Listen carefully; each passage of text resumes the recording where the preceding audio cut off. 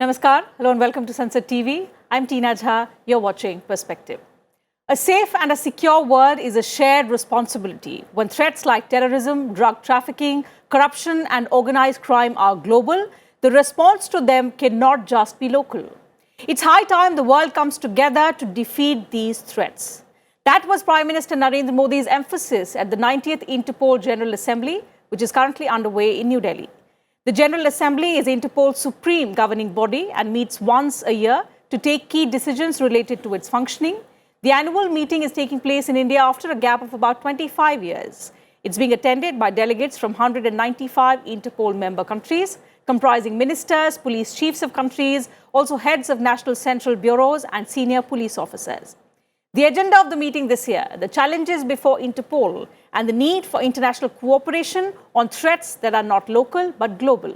We'll discuss some of these aspects and much more on the program today. Pleased to welcome an eminent panel of experts who are joining us on the program. With me in the studio is Mr. Karnal Singh, former Chief Enforcement Directorate, Major General Ashwini Kumar Sivaj, retired. He's a strategic expert, and former Ambassador Ashok Sajjanhar. Thank you, gentlemen, for your time and welcome to Sunset TV. Mr. Singh, before we get into the important aspects of what the Prime Minister spoke at the 90th Interpol General Assembly today, for the benefit of us and our viewers, give us an overview of what exactly does the Interpol do? What kind of crimes are reported to this organization? The Interpol basically deals with international cooperation, and that's the most important work of Interpol. Secondly, it also helps in the capacity building of the state police, every country's police. Thirdly, it also takes up international operations. Various countries want to operate against particular terrorist organization or maybe drug mafia, and therefore in that case you require working in the various countries. There the Interpol coordinate with all those countries so that the efficient and effective operation is conducted. Recently, they have conducted one operation which they call Lionfish. And they have arrested in that 1333 people from various countries. That type of operation they do. Fourthly, they also maintain the database of criminals, database of different types of crime, database of the people who are wanted. Now, I come back to the international cooperation because that is very, very important. Suppose a person is running away from one country to another country and he has to be tracked down. It will be very difficult to one country that the country sends message to all over the world, and all over the world the people start helping that country. So there is a nodal agency, Interpol, where the country sends the message. In India, CBI is the nodal agency. Anything which we want to talk to the Interpol, any agency, say police or other agencies, they have to go through the CBI, which has a nodal portion in their CBI. And they cooperate with the Interpol.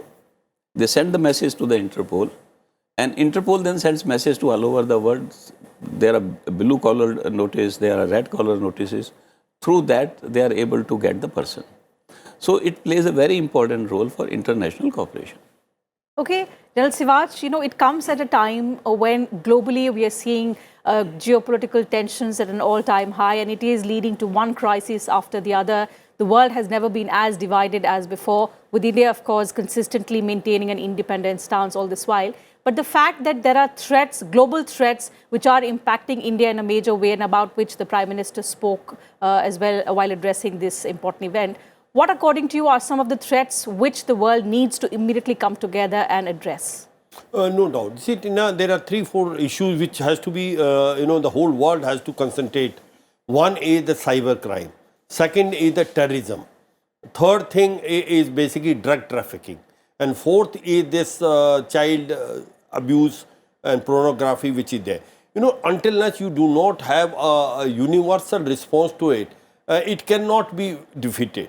The biggest problem of this is that as far as terrorism is concerned, the two issues are money laundering and terrorist funding is still going in a very large scale. And as on today, the United Nations have not able to identify what is the definition of terrorist. And that is where the lacuna is there, and that is why this money laundering and terrorist funding, which is the biggest problem of the whole world, is not being affected or addressed adequately. Now, if you remember, if you see the countries like Pakistan and all are getting away by doing what they are doing. You remember that the Lashkar-e-Toba, Jaish-e-Mohammed and most of the terrorist organizations has roots in Pakistan. Almost out of 100 international top terrorists, 80 are from there. Yet, it is not blacklisted by Financial Action Task Force. Yet, no action has been taken against that. There are chances that Pakistan may come out of from the grey list of Financial Action Task Force. And therefore, the teeth are not there as far as money laundering and terrorist funding are concerned. You know, the delegation which has come from Pakistan, the question was posed to them, what about Dawood Ibrahim and Masood Azhar and Hafiz Saeed? Are they in Pakistan? They were quiet. So their quietness was showing there is acceptance. So the point today is, this is what is a big challenge to the whole world, that this is a global problem. This is not a local problem. Certainly. And therefore the challenge is, since global, has to be a response global. We all have to get together, and that is where money laundering, terrorist funding, drug abuse, cyber crime, these are very important issues as far as world is concerned. And the world is further getting divided by what is happening today in Russia, Ukraine, and also in South China Sea between China and Taiwan. So it is a cause of concern, but yet this meeting which is taking place after 25 years in India, the Interpol is an agency where there can be coordination and cooperation between the police forces so that they can track and take action. It is not only they are sharing intelligence and sharing the information, they are also basically helping technical and operational sort of information, and also that support system they are giving. So my point is, as far as Interpol is concerned, it's a big challenge.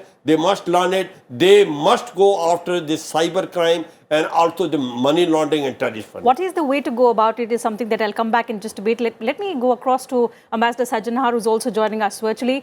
Ambassador, the fact that terrorism is something that has impacted India for decades. We've been telling the world that terrorism is something that is going to pose a huge challenge to the world. And there have been countries in Europe, in the West as well, that have been impacted by terrorism. Only then few countries have begun to take note. But holistically, if we look at the kind of cooperation, the global cooperation that this menace requires, we've not been able to see. So in that aspect, and the kind of emphasis that it requires, something that Prime Minister Modi also spoke about, what do you think is the need of the hour? So when we say a safe and a secure world is a shared responsibility, so India alone cannot check this menace. What is the kind of cooperation that the Prime Minister is actually underlining?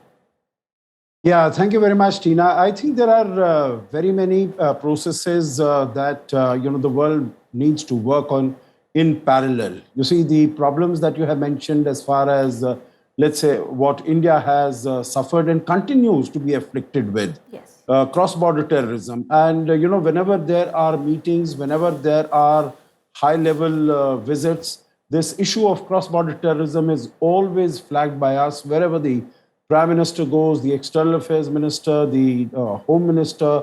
Everywhere in all these meetings, we do speak about this and try to raise the awareness of the countries, because that is more of a political issue and less of a technical matter. Now, as far as the Interpol is concerned, that will not go into such substantive issues in a political way here, because, which country is going to be designated as in the grey list or in the blacklist by the FATF. That is something that the Interpol will not really come into the picture. But I think once a decision is taken, the Interpol really is this grouping of 195 countries. They have to cooperate, they have to collaborate. The earlier panelists have spoken very well about what is the role that it can that the Interpol can perform. And in that sense, utilization of the latest technology, utilization of the latest techniques, methods in terms of tracking the criminals who are having a very secure database, a very secure information base. I think that is also very important, and the lightning speed at which countries are able to communicate with each other. So I think as the criminals are also honing their, they are becoming even more tech savvy in terms of avoiding the net of the law enforcement authorities. I think all the police enforcement, the law enforcement, and the Interpol, they also have to come together. They also have to, their increase, enhance their own interoperability. As far as the substantive issue is concerned, Tina, what you have mentioned, I think the Prime Minister did not refer to it in so many words, but he definitely had in mind the fact that India has proposed, what is known as the CCIT, the Comprehensive Convention on International Terrorism. And this is an idea, this is a proposal that was floated by us, that was shared by us, by India at the United Nations in 1997. And we've been having discussions on that. I think about 95, 98% of the text is ready and there is agreement, but only on one particular issue as to how do you define a terrorist, because there is so much of double talk on that, there is so much of hypocrisy on that, that the world is really not able to come to one platform, because terrorists are used by many countries. The foremost example, Tina, being that of Pakistan, that whether it was against India or it was even in Afghanistan. That's and true. Now in Afghanistan, you have all the terrorist groups who are accumulated there, but countries, for their own political agenda and their own political purposes, they do not come on board, they do not take action. So Certainly. that is also a challenge that we need to deal with. Mr. Singh, so while the world is yet to actually come to terms with what really is and yet to define what really is terrorism, the fact that the changing pace of all of these threats that we have discussed about, be it terrorism, be it cyber threats or drug trafficking, also child abuse that General Siwat spoke about, and the ever-increasing threat of the use of new and emerging technologies, which are making the task even more difficult. So in that context, help us understand how, of course, a bigger challenge it is for the investigating agencies that are, investigating different kinds of crimes, particularly in India as well, and the kind of collaboration on some of these crimes that we have with Interpol, the concerns that you have to deal with when you are, dealing with such kind of cases. See, when we talk of international crime, the Prime Minister has spoken about 5 areas: terrorism, corruption, drug trafficking, poaching, and organized crime. Now, I come to the drug trafficking, because a large number of quantity of drugs are manufactured in Afghanistan. If we take 2 areas, Golden Triangle and the Golden Crescent, it covers almost 80% of the world's opium population.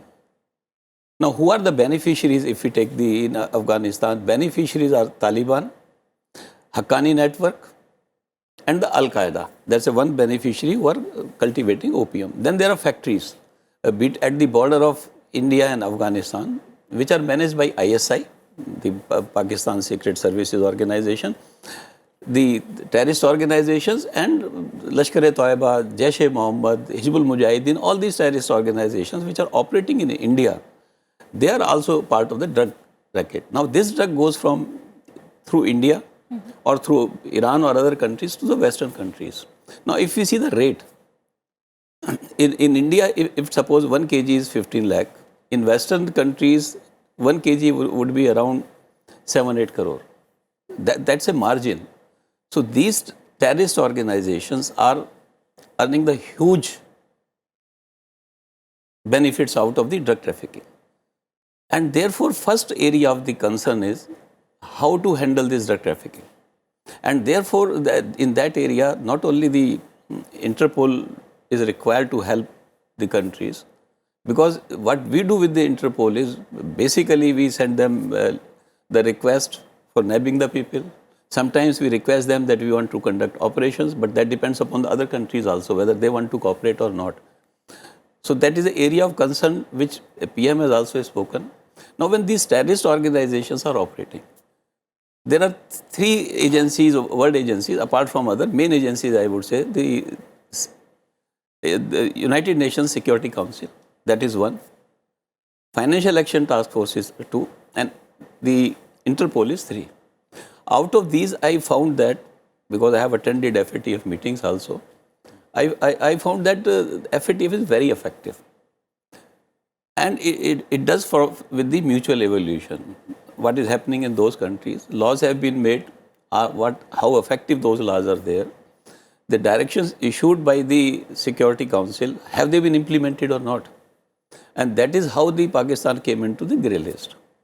Of course, the FATF works on the basis of consensus. And there it is very well supported by Pakistan, is very well supported by China, supported by some of other countries.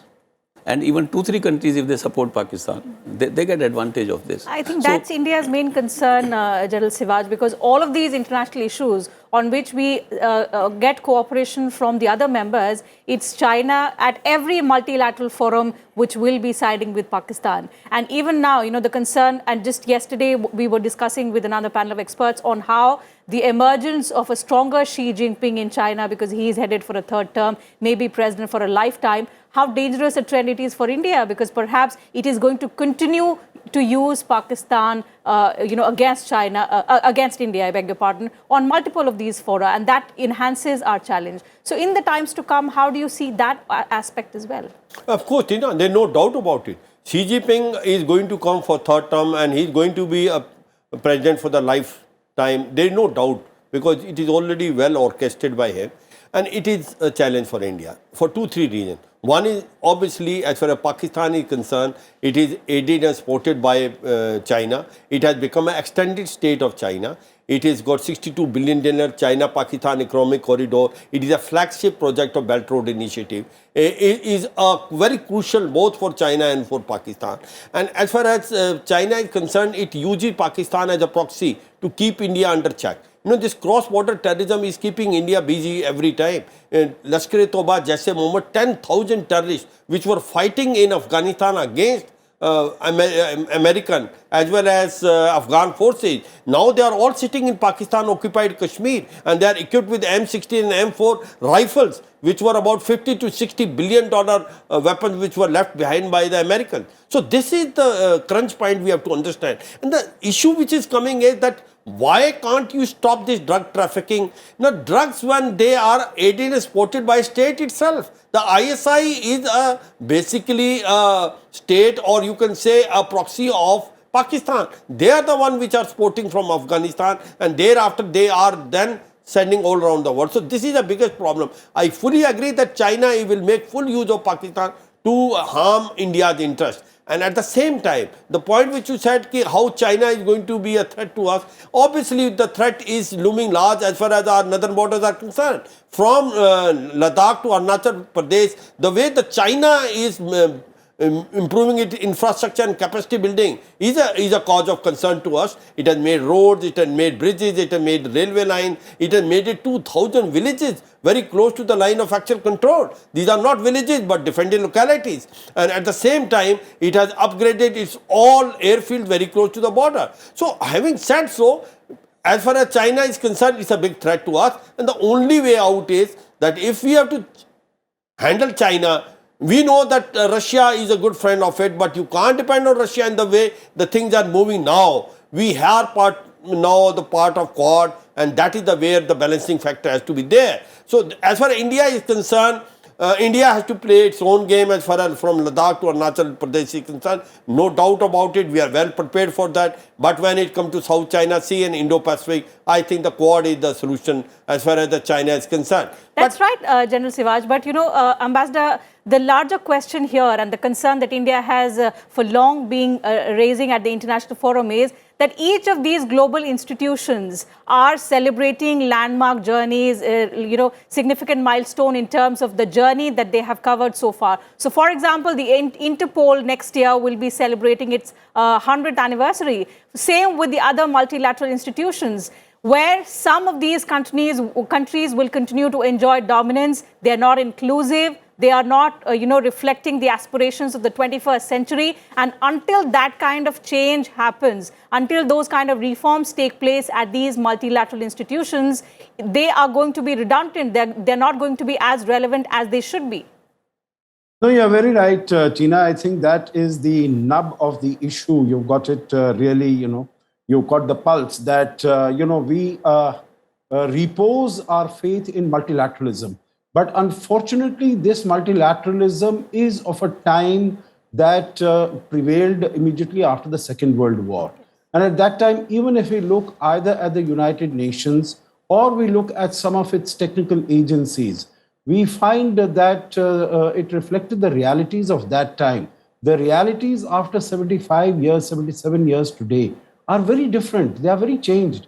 And those countries which had got the power, which had got the authority, which had got, let's say, the veto at that time, those countries are definitely not as powerful either politically, strategically, militarily, economically as they were at that time. They were the victors at that time, so they were able to get, get all the rewards. But today the times have changed. But still, there is such a status quo in the multilateral institutions that they do not wish to change. So I think you put it very correctly, very rightly that, they will start becoming irrelevant. And this is exactly what both the Prime Minister and the External Affairs Minister have been saying, that a country which today, let us say, is fifth largest in economic GDP terms, in terms of purchasing power parity, it is the third largest. Very soon, it's going to be the largest in terms of population. The United Nations, which talks about democracy, this is ironic that the largest country in the world is not sitting at the high table and at the main table. So this is a problem that afflicts all multilateral institutions, that they have refused to change with time, because it is like a club of the privileged people, and they have been together and they are unwilling to give up their power and authority. Not only that, not to share that power and authority with the others who are today more deserving. So we saw that also when the COVID-19 pandemic struck. It was in fact Prime Minister Modi who had nudged the G20 and got the first meeting of the G20 organized in May of 2020. He was the first world leader to have a meeting of the SAARC countries on the 15th of March 2020, if you would recall. So I think India has been playing its role as a very responsible international global player.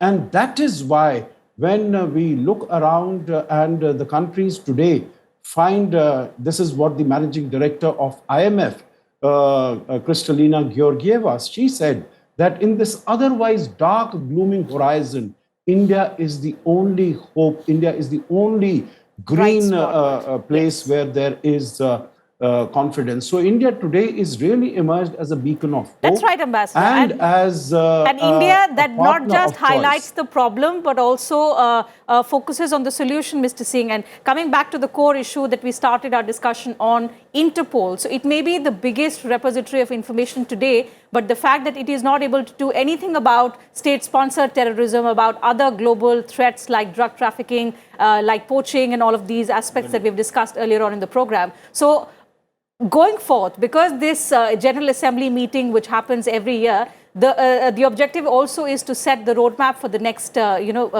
few months. What do you think is the agenda that they're going to talk about in the wake of there are multiple threats that the world today is staring at? See, we have to understand how Interpol operates or works. It is basically a passive organization which receives directives, information from the states, and what that state wants to get done in other countries. So it is basically is not an active organization which takes action against terrorist organizations or the criminal world. It can only make the knowledge of the country's police forces better.